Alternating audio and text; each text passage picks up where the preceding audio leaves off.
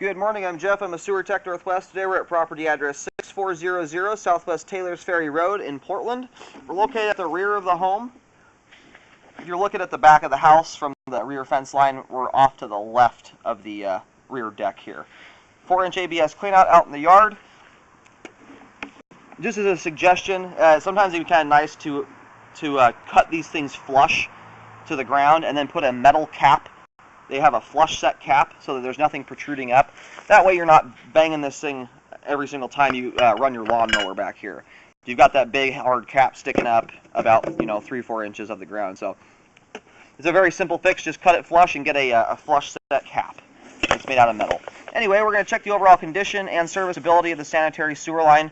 Currently have water running. I'm going to zero out the camera length counter right here at the base of the cleanout and refer to this spot as the point of access. Here we go.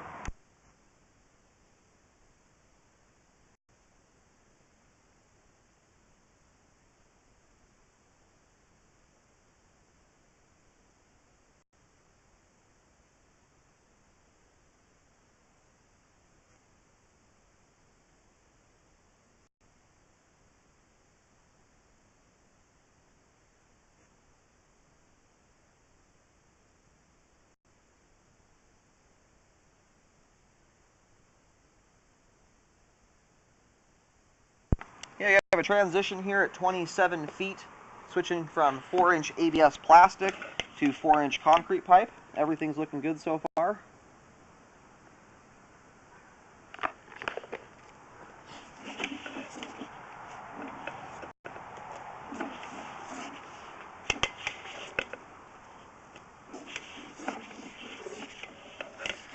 We'll keep a close eye out here for, oh, and there are some roots right there.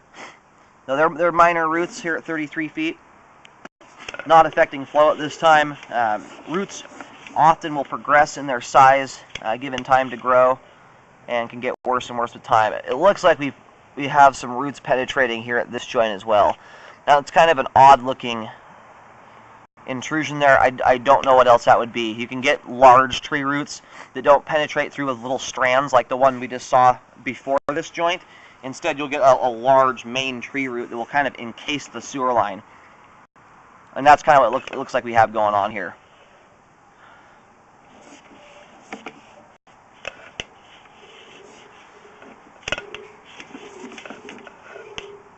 Got more roots out here at 37 feet. We'll drain this out at the end here, have a better look. The pipe here is significantly damaged as well. It's all busted apart on the sides.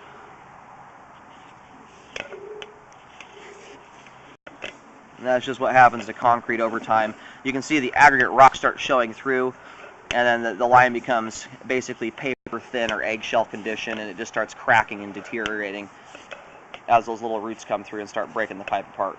And then here at 41 feet, we have reached the terminus for the line. It looks like it heads to an easement. I'll try and do locates to verify where exactly the line ends up at. Make sure it's not over in the neighbor's yard or anything like that, like a party line. But this does look like a standard easement connection.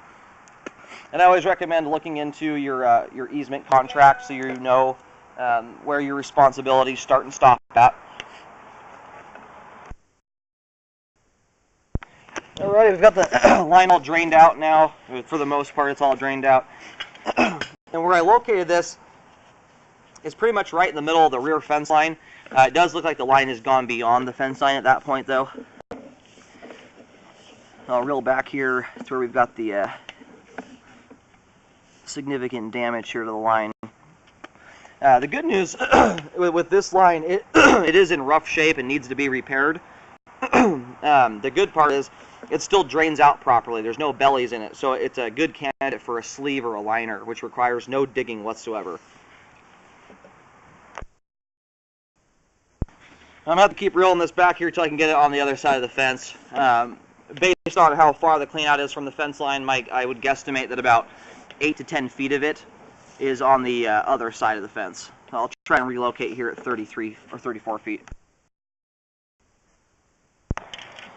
Okay, so we're just pretty much underneath the fence, so I'm going to do a locate right here at 32 feet. This will be right at the fence line at the rear of the property. Okay, so yeah, we are only about 6 inches, if that, from the fence line on this side of it.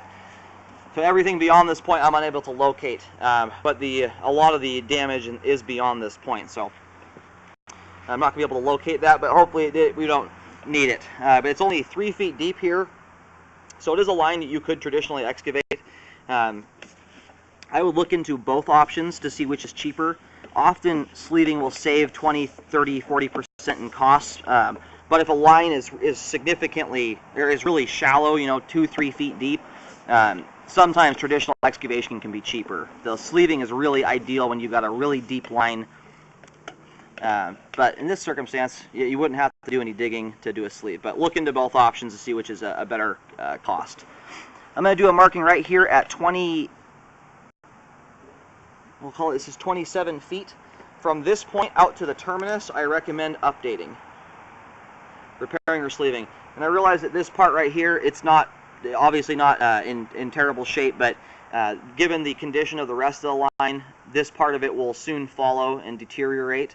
So you might as well update the whole section. To do spot repairs would be kind of silly. It'd be a waste of money.